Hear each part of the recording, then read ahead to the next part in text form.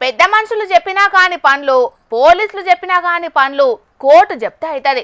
ఎవ్వరు చెప్పినా వినకపోయినా కోర్టులు చెప్తే మాత్రం ఎవ్వలైనా చిత్తగించి వినాల్సిందే. ఎందుకంటే కోర్టు తీర్పనంగా రామబాణమనంగా రెండిటికి అసలు తిరుగుండది. కోర్టులు తీర్పులు చెప్పినా రాముడు బాణం మిర్చినా ఏం జరిగి తీరాలనో అది తప్పక జరిగి తీరుతుంది. ఇగో గీడ అట్లనే అయ్యింది. ఇంకేమైందో ఏందో చూడుండ్రి మీరే. రెవెన్యూ ఆఫీసు ముంగట ట్రాలీ బండి పెట్టి తట్టా బుట్ట సదురుతున్నారు.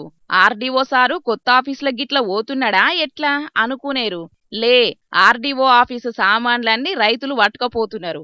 అగో, సర్కార్ ఆఫీసుల సామాన్లు రైతులు పట్టుకపోవడేందంటారా? మరి కోర్టు తీర్పు చెప్పినాక కూడా ఇనకపోతే జడ్జి సారు ఊకుంటాడా?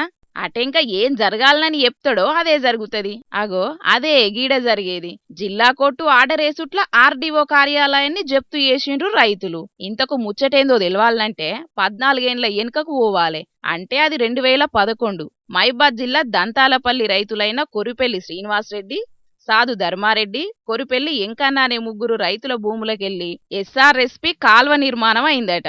చాలా నష్టపోయినరు పాపం రైతులు. అదిగాక బారెడు నష్టానికి సర్కారులు షారెడు పరిహారమే ఇచ్చిండ్రు అన్నదాతలకు. నష్టపరిహారం సరిపోదని ముగ్గురు రైతులు గట్టిగానే కొట్లాడిండ్రట. అప్పట్ల అధికారుల కాన్నించి ఉలుకు పలుకు లేకపోయేటాళ్లకు జిల్లా కోర్టు గడప దొక్కిండ్రు కూడా. అగో, ఆ కాన్నించి తండ్లాడితే రైతులకు సరిపడ పరిహారం ఇయ్యాలని జిల్లా కోర్టు పోయినేడాది తీర్పునిచ్చింది. అయినా గాని ఫైలు ముంగటికి గదులలే. తొర్రూరు ఆర్డీఓకి ఆదేశాలు అందినా కూడా నిమ్మకు నీరెత్తినట్టే ఉన్నారట. ఇక కోర్టు ఊకుంటదా? కోర్టు తీర్పు అంటే అక్కడితోటి అయిపోతుందా? RDO office జప్తుకు ఆర్డరేసింది. ఇప్పుడిక్కడ రైతన్నలు చేస్తున్న కార్యం గదే. ట్రాలీ ఆటో పట్టుకొచ్చి ఆర్డీఓ కార్యాలయంలో ఉన్న తిరుగుడు కుర్చీలు, ఒరుగుడు కుర్చీలు, బీరువలు, కంప్యూటర్లు, బల్లలు, తట్ట బుట్ట అన్ని చదురుకొని పట్టుకపోయినరు. మరి లేకుంటే ఏందుల్లా?